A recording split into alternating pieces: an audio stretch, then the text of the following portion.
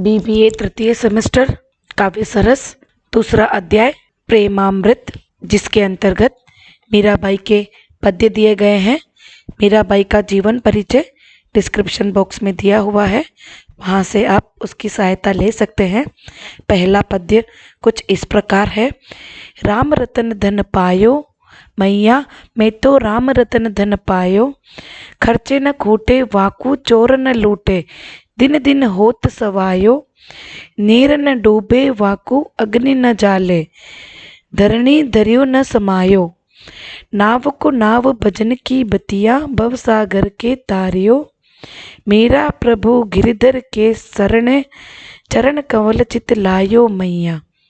प्रस्तुत पद में अगर आपको ससंदर्भ व्याख्या करनी है तो सर्वप्रथम आपको शब्दार्थ के पश्चात आपको कवि परिचय, यहाँ पर कवि नहीं कवियत्री है तो आपको कवियत्री परिचय, उसके पश्चात प्रसंग, फिर संदर्भ, उसके बाद आपको भावार्थ लिखना है या व्याख्या, उसके पश्चात विशेषता।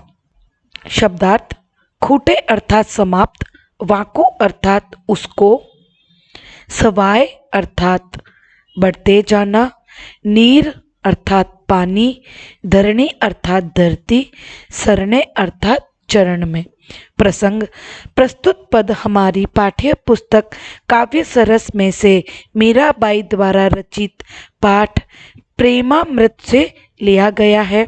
संदर्भ इस पद में मीराबाई ने राम रतन धन की महिमा के बारे में बताया गया है। भावार्थ या व्याख्या कुछ इस प्रकार है।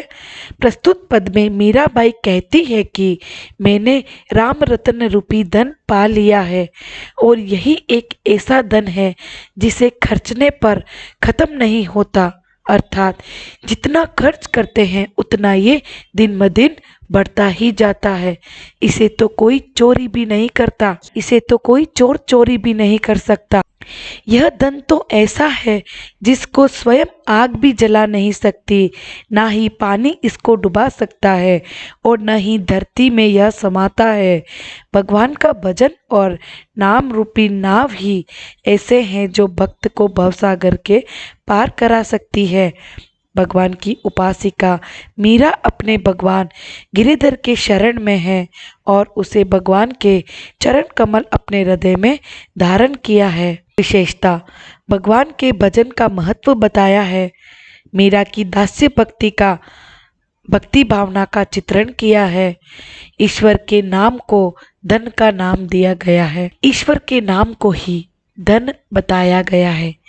दूसरा पद्य मैं गिरिधर के घर जाऊं, गिरिधर मारो साचो प्रीतम, देखत रूप लुभाऊं, रेण पड़े तब ही उठ जाऊं, भोर भये उठ आऊं, रेण दिना वाके संग खेलूं, ज्यों त्यों वाही रिजाऊं, जो पहिरावे सो ही पहरूं, जो दे सो ही खाऊं, मेरी उनकी प्रीत पुरानी, उन बिन पल न रहाऊं, जहाँ बिठावे तीत ही बैठूं, बेचे तो बिक जाऊं, मीरा के प्रभु गिरधर नागर, बार बार बलि जाऊं। प्रस्तुत पद में शब्दार्थ साचो अर्थात सच्चा, रेण अर्थात रात, भोर अर्थात सुबह, रिजाऊं अर्थात प्रसन्न करना। प्रसंग पूर्ववत रहेगा। संदर्भ कृष्ण के प्रति मीरा का समर्पण भाव दर्शाया गया है। व्याख्या या भावार्थ प्रस्तुत पद में मीरा कहती है कि गिरिधर ही अर्थात कृष्ण ही उसके सच्चे प्रियतम है।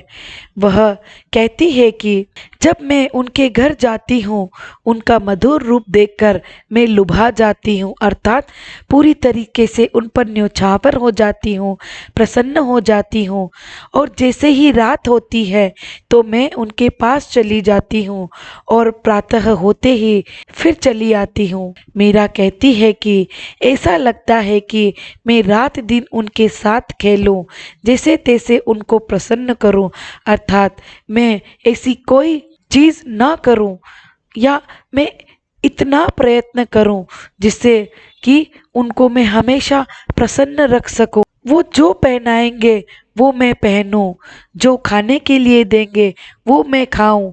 और कहती है कि मेरे तो गिरिधर की प्रीत ही इतनी पुरानी है, अर्थात मेरा और कृष्ण का प्रेम तो इतना पुराना है, उनके बिना तो मैं एक पल भी नहीं रह सकती।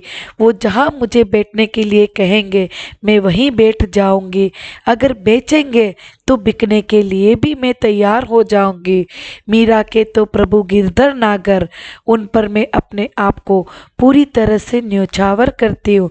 अर्थात वो कहती है कि मीरा के तो प्रभु सिर्फ कृष्ण ही है, उसके अलावा और कुछ नहीं है। अगर वो जो भी कहेंगे मैं उन पर पूरी तरीके से न्योछावर होने के लिए तैयार हूँ। विशेषता कृष्ण के प्रेम में अपने आप को पूरी तरह न्योछावर करती है। मीरा का समर्पण भाव दिखाया गया है, कृष्ण को ही अपना सर्वस्व माना है। तृतीय पद्य। बदरा रे तू जल भरी लायो रे, बदरा रे तू जल भरी ले आयो रे, छोटी छोटी बूंदन बरसन लागी कोयल शब्द सुनायो। गाजे बाजे पवन मधुरिया अंबर बदरो छायो, सेज सवारी प्रिय घर आए हिल मिल मंगल गायो। मीरा के प्रभु हरि अविनाशी भाग भलो जिन पायो। शब्दार्थ। बदरा अर्थात बादल, शब्द अर्थात शब्द, अंबर अर्थात आकाश। संदर्भ। कृष्ण को प्रिय और पूज्य भाव दोनों ही रूप में दर्शाया गया है। अपनी खुशी के प्रकृति से जो अपनी खुशी को प्रकृति से जोड़ा गया है। व्याख्या या भावार्थ। मीरा अपने आराध्य देव कृष्ण के आने के अवसर के बारे में वर्णन करते हुए कहती है कि बादल तुम जल भरकर लाए हो और छोटी छोटी बूंदें बरसने लगी है, और यह सब देखकर कोयल भी अपनी मधुर आवाज में गाने लगी है, और हवा भी ऐसे बह रही है जैसे उनमें किसी प्रकार का संगीत बह रहा हो, अर्थात गाजे बाजे की ध्वनि निकल रही हो, और आकाश में बादल छा गए हैं तथा उनके आने की खुशी में सारी सुहागिनें मिलकर मंगल गीत गाने लगी है। मीरा कह रही है कि मेरे तो प्रभु कृष्ण अविनाशी है और मेरा भाग्य इतना प्रबल है कि मैंने उनको पा लिया है। यहाँ पर मीरा की भक्ति का वर्णन किया गया है। विशेषता कुछ इस प्रकार है। मीरा ने अपनी प्रीत को प्रकृति से जोड़ा है। मीरा कृष्ण को प्रिय के और पूज्य के रूप दोनों रूप में पूजा करती है। चौथा पद्य। श्याम बिना सखी रया न जावा, तन मन जीवन प्रीतम वार्यो, थारे रूप लुभावा, खान पान माने फीका लागा, नैना रया मुरझावा, निस दिन जोवा बाट मुरारी, कबरो दर्शन पावा, बार बार थारी अर्ज करूँ हूँ, रेन गया दिन जावा, मीरा रे हरि थे मिलिया बिन, तरस तरस जिए जावा। शब्दार्थ कुछ इस प्रकार है। शब्दार्थ।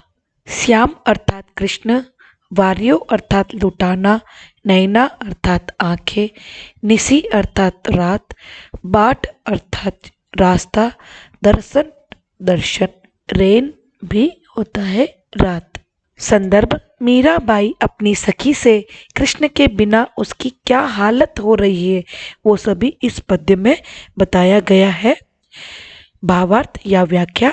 प्रस्तुत पद में मीराबाई कृष्ण के वियोग में अपनी बेचैनी को अपनी सखी के सामने प्रकट करते हुए कहती है कि हे सखी, अब शाम के बिना मुझे रहा नहीं जाता है। मैंने कृष्ण को अपने प्रियतम के रूप में स्वीकार कर उन पर अपना तन मन धन तथा जीवन सब कुछ उन पर अर्पित कर दिया है, और उसके बिना खाना पीना सभी मुझे फीका अर्थात बेस्वाद सा लगता है।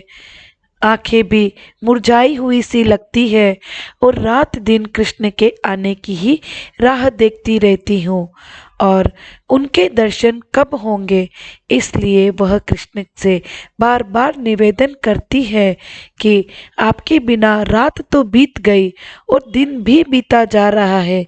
मीराबाई कृष्ण के मिलने के बिना तरस तरस कर जी रही है, अर्थात उनके बिना रहना असंभव सा महसूस हो रहा है। यह सारी व्यथाएं वह अपनी सखी से कहती है। विशेषता कृष्ण के वियोग में मीराबाई ने अपनी स्थिति का वर्णन किया गया है। 5वां पद्य। जोगी मत जा मत जा मत जा, पाई परु में चेरी तेरी हो। जोगी मत जा, प्रेम भगति को पेड़ो ही न्यारो, हमको गेल बता जा। अगर चंदनरी चिता बनाऊं, अपने हाथ जला जा। जल बल भई भई भस्म की ढेरी, अपने अंग लगा जा। मीरा कहे प्रभु गिरधर नागर, जोत में जोत मिला जा जोगी। शब्दार्थ। पाई अर्थात पैर, चेरी अर्थात चेली, पेड़ो अर्थात पहिया, न्यारो अर्थात अलग, गेल अर्थात रास्ता, बई अर्थात हुई। संदर्भ।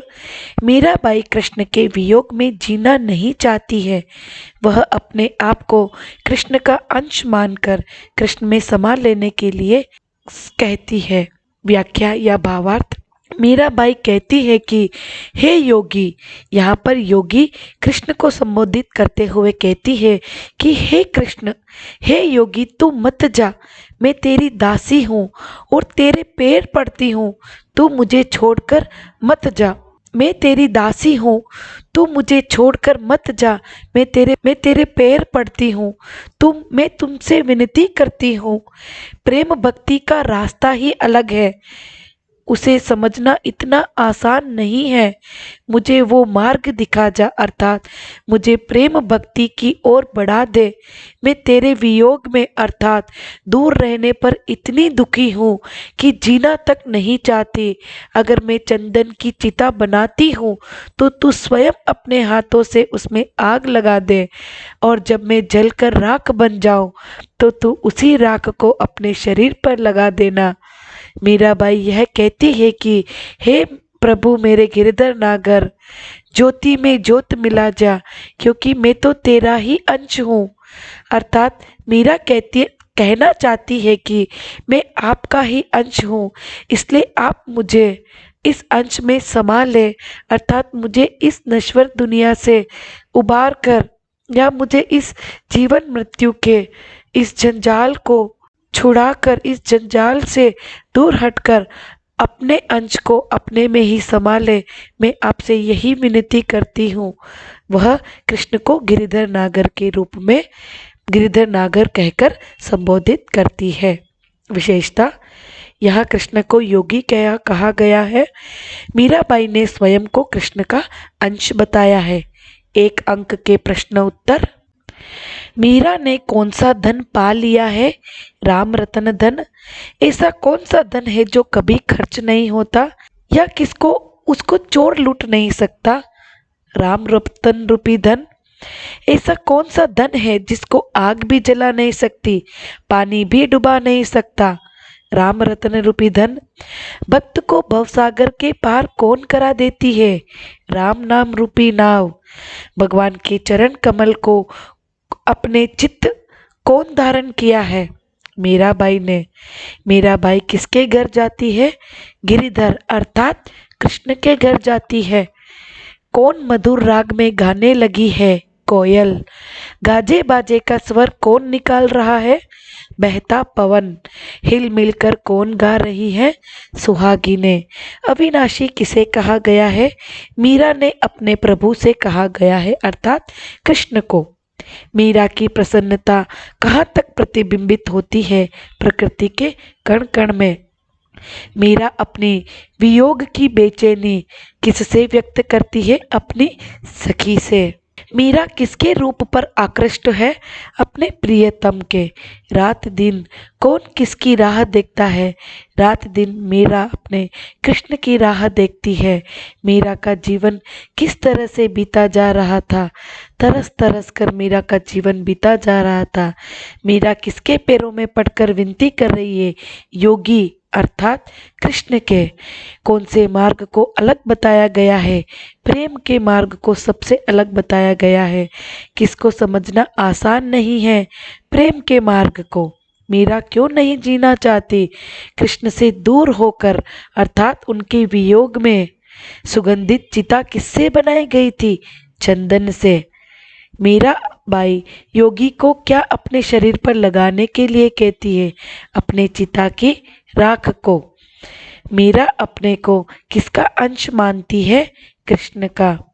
मीरा ने किसको गिरिधर नागर कहकर संबोधित किया है? कृष्ण को।